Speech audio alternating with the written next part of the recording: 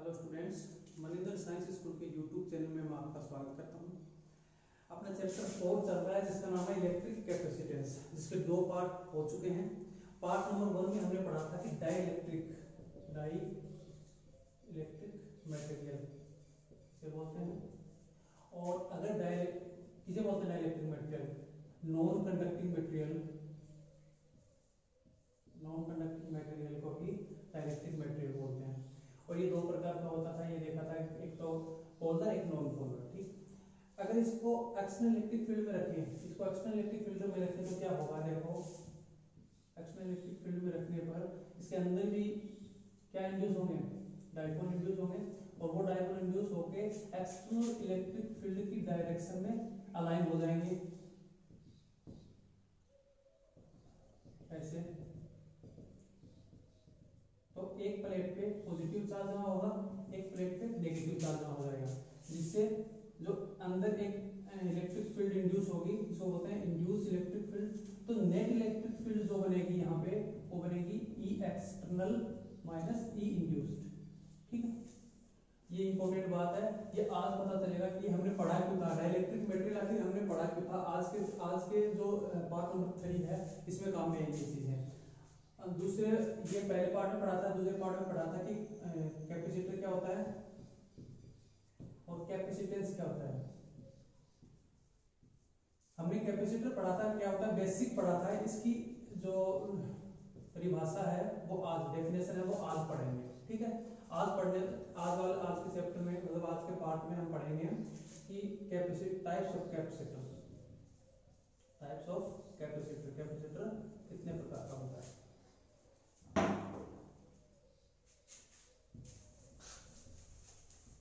तो कैपेसिटर जो है वो 3 प्रकार का होता है, टाइप्स ऑफ कैपेसिटर। पहला है पैरेलल प्लेट कैपेसिटर,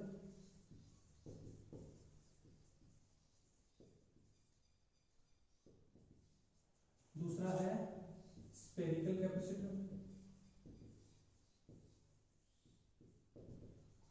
और तीसरा है सिलेंड्रिकल कैपेसिटर।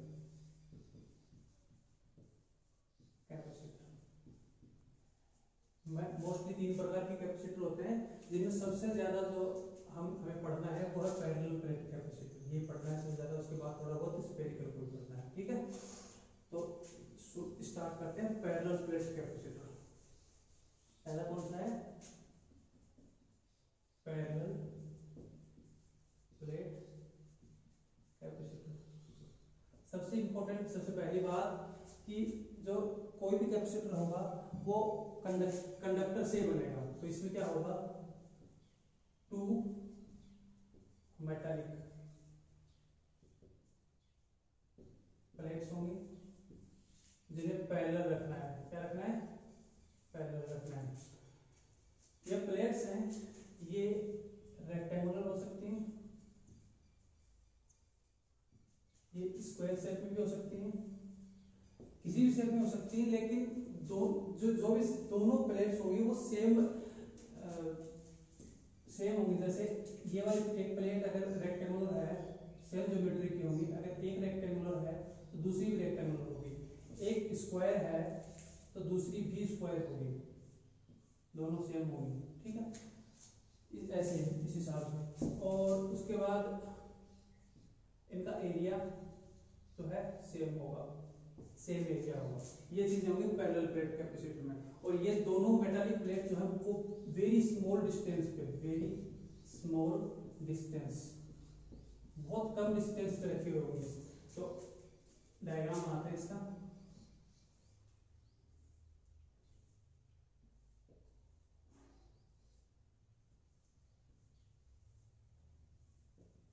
ये डायग्राम है, इसमें ये वाली प्लेट है, इस पर latest consider plus Q charge है, ये दूसरी वाली प्लेट है, इस पर माइनस क्यू चार्ज है। ठीक है, इनके बीच की दूरी b है, और इसका एरिया a है और इसका भी एरिया a है। मैंने क्या बोला, सेम ज्योमेट्री की होनी चाहिए, मतलब ये अगर रेक्टेंगुलर है तो ये भी रेक्टेंगुलर होनी चाहिए, ये स्क्वायर तो ये भी स्क्वायर होनी चाहिए, और सेम एरिया होना चाहिए, और उनके बीच की दूरी बहुत कम होनी चाहिए, और अपोजिट इन चार्ज। चार्ज में अपोजिट होनी चाहिए, ये पॉजिटिव है तो ये नेगेटिव होनी चाहिए, ये है। ठीक है, अब देखते हैं इसका फ्रंट व्यू, इसको सामने से देखेंगे तो क्या होगा। तो सामने से देखेंगे तो कुछ हमें ऐसे दिखाई देंगे प्लेट्स। ज्यादा दूर इसलिए बना रहा हूँ ताकि समझ में आए, नहीं तो इन दोनों में बहुत कम दूरी होती है। जैसे अगर ये दो रेक्टेंगुलर प्लेट्स हैं, ये दो रेक्टेंगुलर प्लेट्स हैं, तो इनके बीच की दूरी बहुत कम माइनर सी दूरी होती है इनके एरिया की तुलना में। ठीक है, ऐसे बहुत कम दूरी पे रखे होते हैं। ठीक है, तो दूर ये प्लेट है पॉजिटिव चार्ज, ये प्लेट है नेगेटिव चार्ज। ठीक है, लेट अस कंसीडर इसका पॉजिटिव, ये सरफेस चार्ज डेंसिटी सिग्मा है और इसकी माइनस सिग्मा है।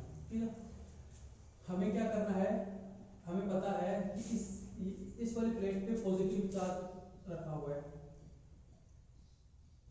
और इस वाली प्लेट पे नेगेटिव चार्ज रखा हुआ है। सही बात है, हमें निकालना है इसका कैपेसिटेंस। क्या निकालना है? कैपेसिटेंस। ठीक है, सबसे इंपॉर्टेंट बात ये है कैपेसिटेंस का फॉर्मूला क्या होता है, C बराबर Q अपॉन V। Q क्या है? चार्ज है, Q चार्ज है इस पे, और V है पोटेंशियल। पोटेंशियल निकालना है तो यहाँ से पोटेंशियल हमें नहीं पता है कि क्या है इसका, तो पोटेंशियल निकालने के लिए हमें पता है कि पोटेंशियल V और E में एक रिलेशन होता है। V क्या है? पोटेंशियल है, और E क्या है? इलेक्ट्रिक फील्ड इंटेंसिटी है।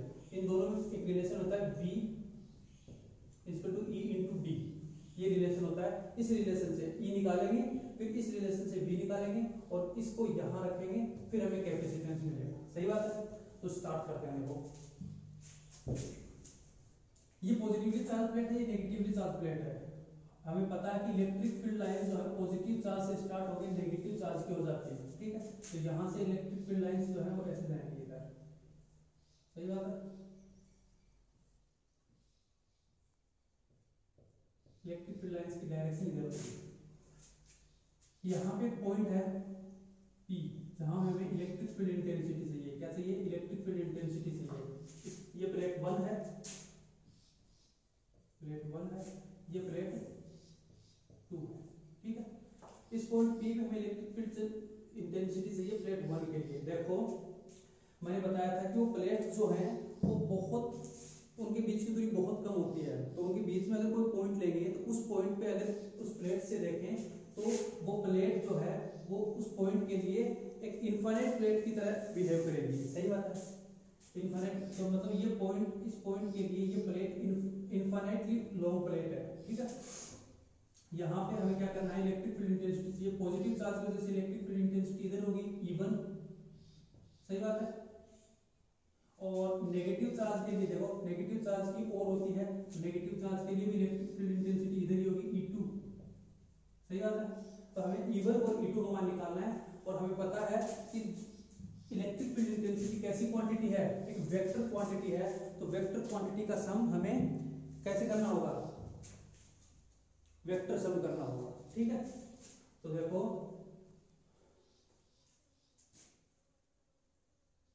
Electric field intensity at point P due to plate 1 की वजह से पॉइंट P पे इलेक्ट्रिक फील्ड इंटेंसिटी क्या होगी? E1 is equal to sigma upon 2 epsilon naught. ये हमने चैप्टर नंबर 2 में पढ़ा था कि एक इनफाइनाइटली लॉन्ग एक प्लेट है, उसकी वजह से किसी पॉइंट P पे इलेक्ट्रिक फील्ड इंटेंसिटी क्या होती है, हमने चैप्टर नंबर 2 में पढ़ा था। ठीक है, जहां सिग्मा क्या है? सिग्मा सरफेस चार्ज डेंसिटी है। सरफेस चार्ज डेंसिटी क्या होती है? चार्ज अपॉन एरिया, ये होती है। सही बात है, तो E1 का मान निकला सिग्मा अपॉन 2 एप्सिलॉन नॉट। ठीक है, अब देखते हैं कि electric field intensity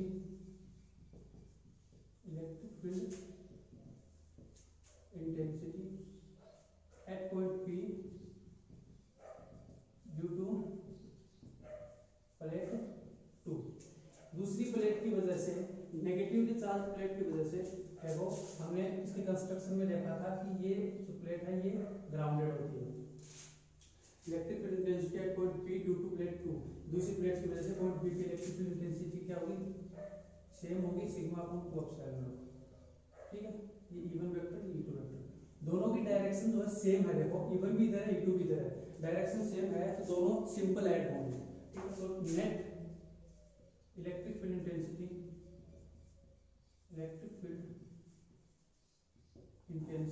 at point P is E net is equal to E1 plus E2, सही बात है। और E1 plus E2 करेंगे sigma upon 2 epsilon not plus sigma upon 2 epsilon not, क्या हुआ E net is equal to sigma upon epsilon naught, सही बात है। देखो सिग्मा अपॉन 2 एप्सिलॉन नॉट और सिग्मा अपॉन 2 एप्सिलॉन नॉट को जोड़ेंगे तो सिग्मा अपॉन एप्सिलॉन नॉट आएगा, क्योंकि sigma upon 2 epsilon not plus sigma upon 2 epsilon not, तो सिग्मा अपॉन 2 एप्सिलॉन नॉट दोनों में से कॉमन आएगा 1 प्लस 1। देखो सिग्मा अपॉन 2 एप्सिलॉन नॉट दोनों में से कॉमन आएगा 1 प्लस 1, तो सिग्मा अपॉन 2 एप्सिलॉन नॉट, तो ये 2 होगा, 2 से 2 कटेगा तो सिग्मा अपॉन एप्सिलॉन नॉट बचेगा। तो ई नेट कितना आया, नेट इलेक्ट्रिक फील्ड इंटेंसिटी कितनी है, सिग्मा अपॉन एप्सिलॉन नॉट। अब देखो हमने क्या निकाल लिया है, इलेक्ट्रिक फील्ड इंटेंसिटी निकाल ली है। हमें एक्चुअल में देखो याद रखो निकालना क्या है, सी निकालना है, सी बराबर क्यू अपॉन वी होता है, ये निकालना है, सही बात है। ये निकालने के लिए क्या करना होगा, वी निकालना होगा और वी के लिए ई निकालना होगा, इसलिए हमने इलेक्ट्रिक फील्ड इंटेंसिटी निकाली है। ठीक है, अब देखो we know that V is equal to E into D, ये रिलेशन हमने पिछले चैप्टर नंबर 3 में पढ़ा था। V is equal to E into D, तो V is equal to E कितना है, sigma upon epsilon not into D। D क्या है, इन दोनों प्लेट्स के बीच की दूरी, ये है D, इन दोनों प्लेट्स के बीच की दूरी। तो V बराबर sigma upon epsilon into D, equation number 2, ये इक्वेशन नंबर 1। इक्वेशन नंबर 2 में सिग्मा का मान अगर रखें तो we know that sigma is equal to charge upon area, तो चार्ज अपॉन एरिया क्या होगा, क्यू अपॉन ए, ये मान रखते हैं। V बराबर Q upon A epsilon not into D, सही बात है। ये क्वेश्चन नंबर 2। अब from definition of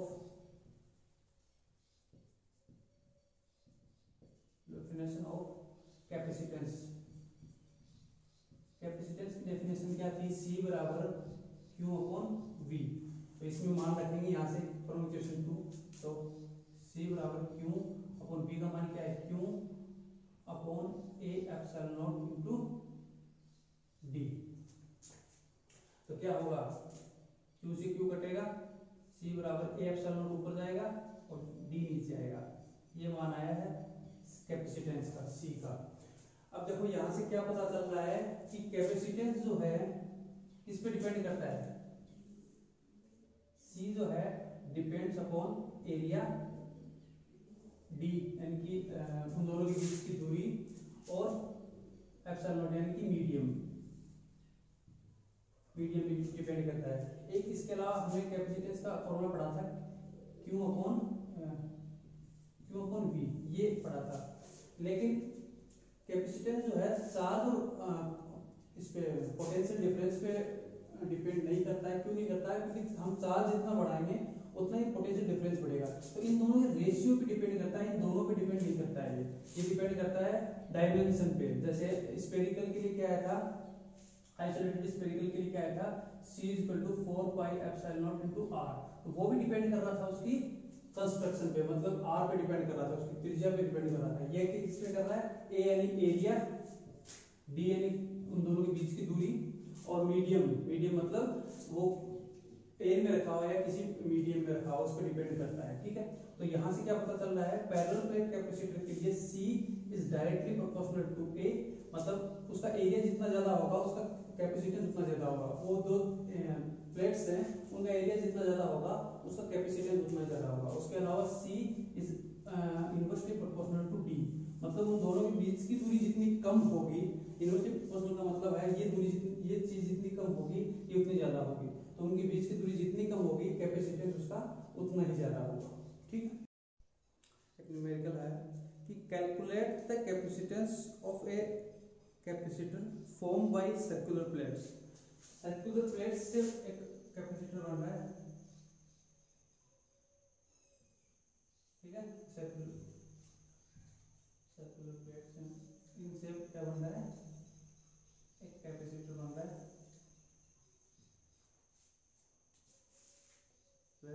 of radius 5 centimetre.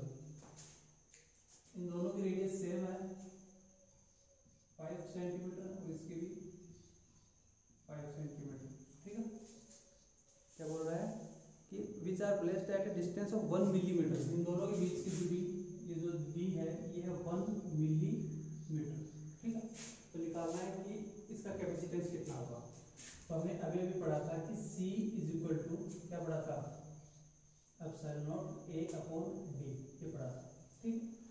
तो इसमें क्या एरिया है और डिस्टेंस है, तो डिस्टेंस दे रखी है, एरिया हमें निकालना होगा इनका। एरिया क्या होता है, A equal to pi r square, ये होता है A equal to 3.14 into r square. 5 centimetre, देखो R क्या है 5 सेंटीमीटर, तो इसको मीटर में बदलेंगे तो 5 into 10 to the power -2 metre, ठीक। इसको बदलेंगे तो 5 इंटू 10 टू द पावर -2 का होल स्क्वायर। देखो भाई आर स्क्वायर है तो आर का मान 5 into 10 to the power -2 metre, तो इसका आर स्क्वायर करेंगे तो 5 इंटू 10 टू द पावर -2 का होल स्क्वायर। ये क्या होगा, A equal to 3.14 into 25 into 10 to the power -4, ठीक है, मीटर स्क्वायर, ठीक है। तो इनको अगर आपस में गुणा करेंगे A equal to 78.5 into 10 to the power -4 metre square, ये होगा एरिया। तो हमें क्या पता चल गया, कैपेसिटेंस में A पता चल गया, D हमें पता है D इक्वल टू 1 मिलीमीटर, यानी कि मीटर में बदलेंगे तो 10 टू द पावर -3 मीटर। और इसके अलावा एप्सिलॉन नॉट क्या होता है, epsilon naught 8.85 into 10 to the power -12 ये होता है। तो ये सारे मान अगर C में रखेंगे तो क्या होगा, C is equal to 8.85 into 10 to the power -12 into 78.5 into 10 to the power -4 upon 10 to the power -3 epsilon naught A upon E। तो इसको अगर सोल्व करने जाएंगे तो क्या आएगा, 69.4 into 10 to the power -12 farad. Capacitance किसमें होता है, फैरेड में होता है, तो 69.4 into 10 to the power -12 farad. इसको क्या लिख सकते हैं, 69.4 इंटू 10 टू द पावर -12 क्या लिख सकते हैं, पिको, तो पिको फैरेड, ये बनेगा इसका आंसर। कैपेसिटेंस कितना हो, 69.4 पिको फैरेड। अगला टॉपिक है effect of dielectric medium field between the plates of capacitor, यानी कि अभी जो कैपेसिटर हमने बनाया था उसकी प्लेट्स के बीच में जो प्लेट है उसके साथ पॉजिटिव क्यों है, इसके साथ नेगेटिव क्यों है, ठीक है। इसका सरफेस सिग्मा p है, इसकी माइनस सिग्मा है, इसकी माइनस सिग्मा, ठीक है। इसका एरिया A है, इसका भी एरिया A है, ठीक है। इन दोनों के बीच की दूरी D है। क्या करना है कि डाइलेक्ट्रिक मीडियम भरते हैं, इसके अंदर डाइलेक्ट्रिक मीडियम भरते हैं तो क्या होगा, देखो ऐसे कुछ हुआ था,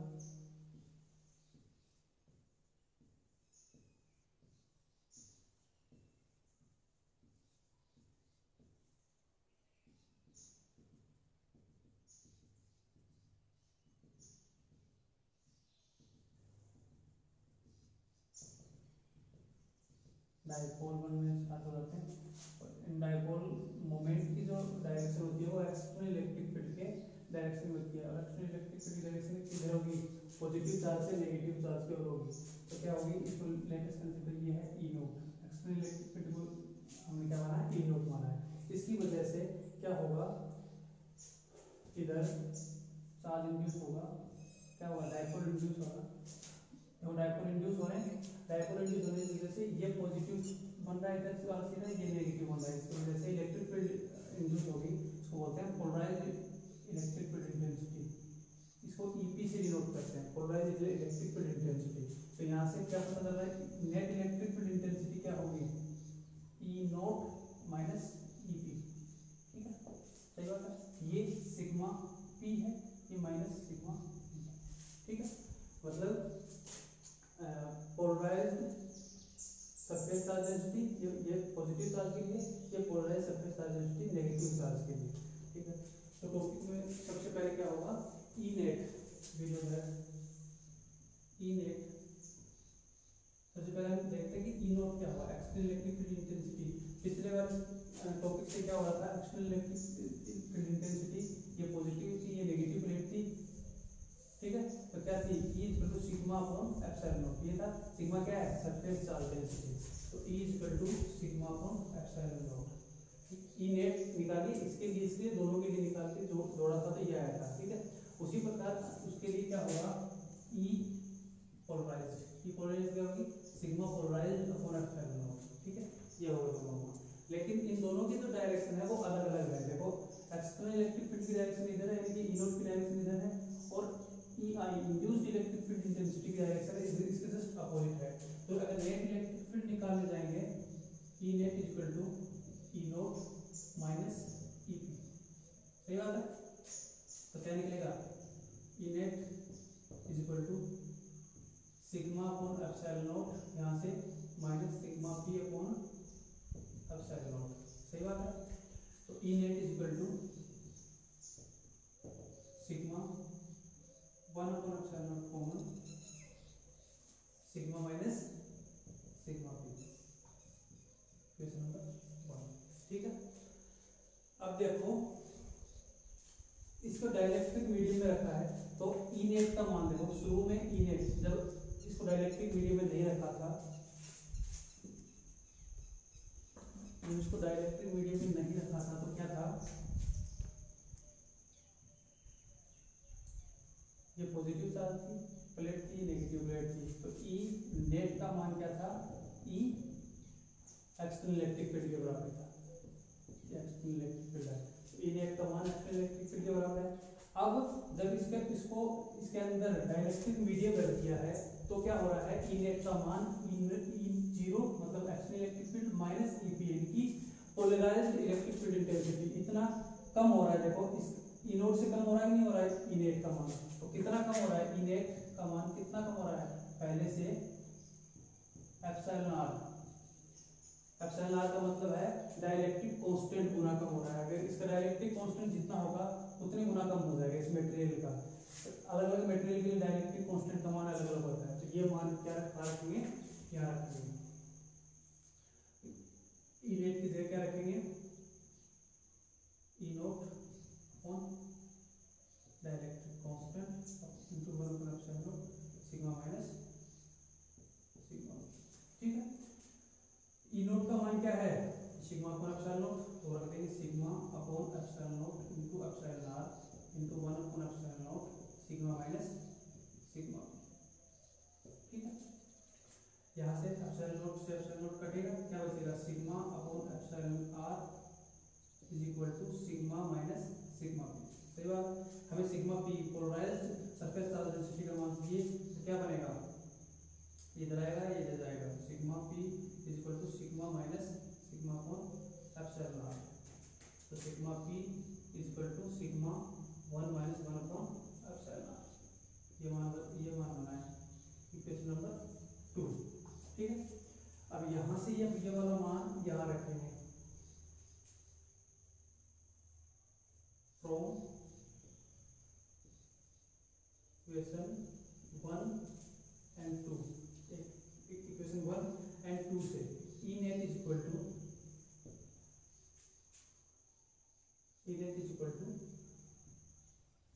1 upon epsilon not sigma minus sigma P. Sigma P का मान क्या है, sigma 1 minus 1 upon epsilon are. ठीक है, E net is equal to 1 upon epsilon not sigma upon epsilon not minus sigma upon epsilon not plus minus minus plus sigma upon epsilon minus sigma upon epsilon not into epsilon are. ठीक है, यहाँ से ये cut रहा है आपस में, तो E net is equal to sigma upon epsilon यहाँ से पता चल रहा है कि ई नोट का मान कितना है सिग्मा अपन एप्सिलॉन नॉट और ई नेट का मान कितना है sigma upon epsilon not into epsilon not. तो ई नेट का मान ई नोट, इसका मान ई नोट है, E not into 1 upon epsilon not, यानी कि डाइलेक्ट्रिक कांस्टेंट गुना कम आ रहा है electric external electric field intensity का कितना गुना कम आ रहा है, इसको डाइलेक्ट्रिक कांस्टेंट गुना कम आ रहा है। ठीक है, क्वेश्चन नंबर 3। अब देखो पोलराइजेशन क्या होता है, पोलराइजेशन होता है P is equal to sigma P, यानी कि पोलराइज सरफेस चार्ज डेंसिटी, मतलब जितनी ज्यादा सरफेस चार्ज डेंसिटी पोलराइज होगी उसी को बोलते हैं पोलराइजेशन वेक्टर। ठीक है, और पिछले पहली वीडियो में पार्ट नंबर 1 में हमने देखा था कि पोलराइज वेक्टर जो है वो होता है electric susceptibility into electric field, यानी कि इलेक्ट्रिक फील्ड इंटेंसिटी जितनी ज्यादा होगी E not, external electric field intensity जितनी ज्यादा होगी उसका पोलराइजेशन उतना ही ज्यादा होगा। तो इन दोनों इक्वेशन से P का मान लिखेंगे तो sigma P is equal to E naught. ठीक है, सिग्मा P का मान रखेंगे, सिग्मा P का मान क्या है, sigma 1 minus 1 upon epsilon r बराबर electric susceptibility into E naught. ठीक है,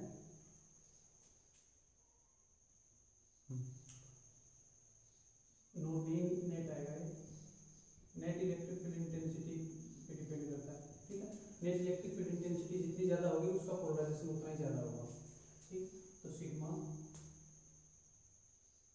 1 माइनस 1 अपॉन एप्सिलॉन आर बराबर ई नेट का मान कितना है, ई नेट का मान यहाँ से from equation 3 sigma upon epsilon not into epsilon r. सही बात है, तो सिग्मा से सिग्मा कटेगा। ठीक है, अब देखो 1 minus 1 upon epsilon are is equal to chi E into 1 upon epsilon not into epsilon are.